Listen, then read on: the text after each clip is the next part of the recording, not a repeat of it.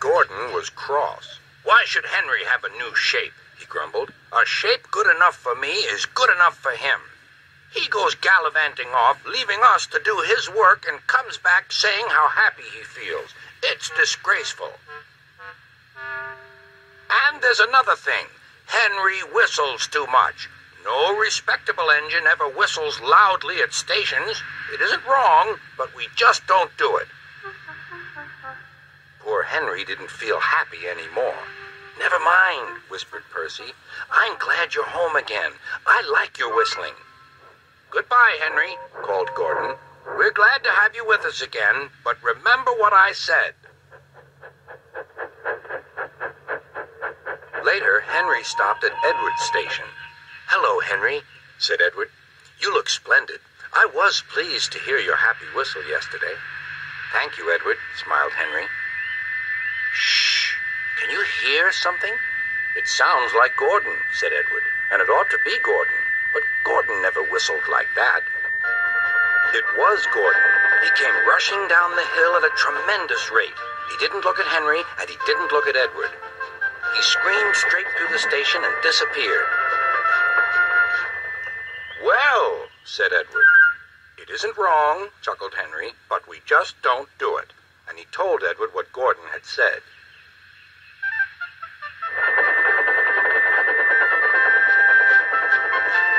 Meanwhile, Gordon screeched along the line. The noise was awful.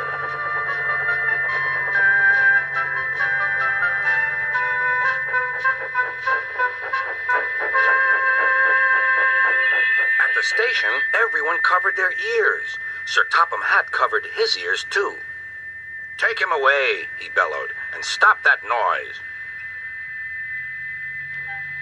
Gordon puffed sadly away, but he wouldn't stop whistling until two fitters climbed up and knocked his whistle valve in place. That night, Gordon slunk into the shed. He was glad it was empty. "It isn't wrong," murmured Henry to no one in particular, "but we just don't do it." No one mentioned whistles. Next morning, Henry was enjoying himself enormously. "I feel so well, I feel so well," he sang. "Trickety-trock, trickety-trock," hummed his coaches. Then he saw some boys on a bridge. "Beep, beep, hello," he whistled. "Oh," he called. The boys didn't wave and take his number. They thought it fun to drop stones on him instead. "They've broken our glass! They've broken our glass!" cried the coaches. The passengers weren't hurt, but they were cross.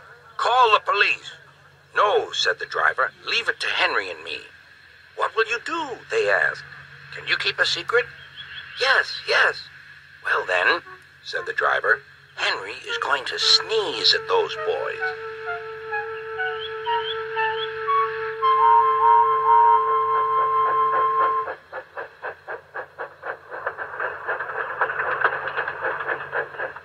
Lots of people were waiting at the station just before the bridge. They wanted to see what would happen.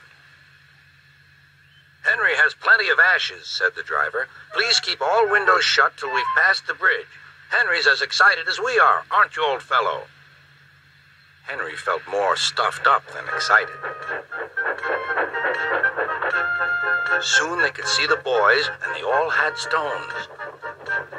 "Are you ready, Henry?" said the driver. "Sneeze hard when I tell you."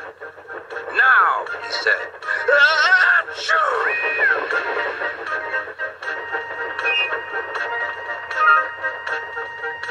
"Well done, Henry," laughed his driver. Henry went home, hoping that next time he saw Gordon and the boys, they would have learned not to be so mean.